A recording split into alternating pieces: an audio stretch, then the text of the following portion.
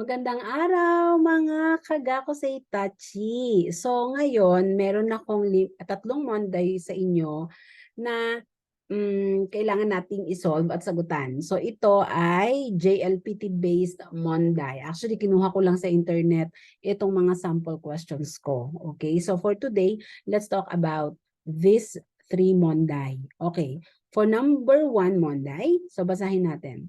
Kyoshitsu no Kabe ni kirei na e ga nani-nani arimasu. When you say kirei na e, magandang painting, kirei na e. Wherein nakalagay siya or maybe nakasabit sa Kyoshitsu no Kabe or wall ng classroom.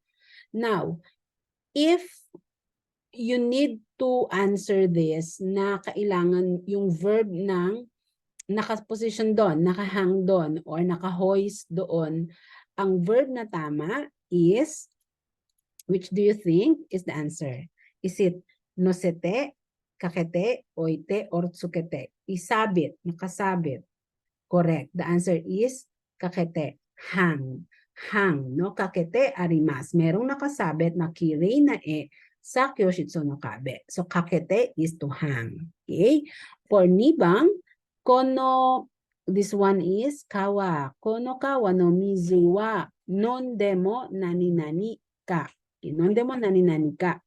So, nondemo, ibig sabihin, nag-aas ka kung pwedeng inumin yung mizu doon sa kawa.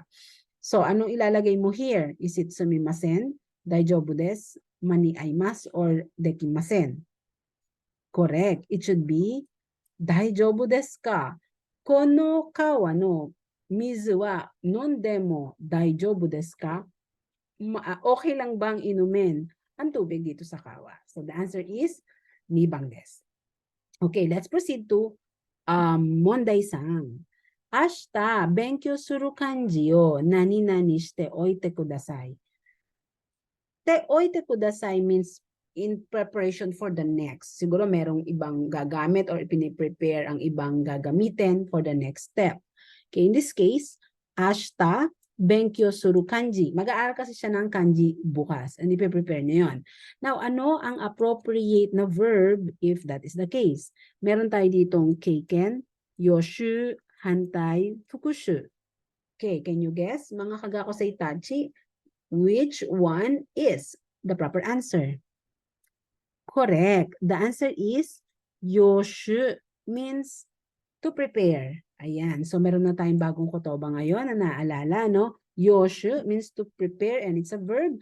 Yoshu shite oite kudasai. Ayan. So, tandaan natin ito, minasang, para sa ating JLPT naman na malapit na next month, no? Wala nang 1 buwan at JLPT na. So, hopefully makatulong ang video na to para sa iyong review. Okay, bye!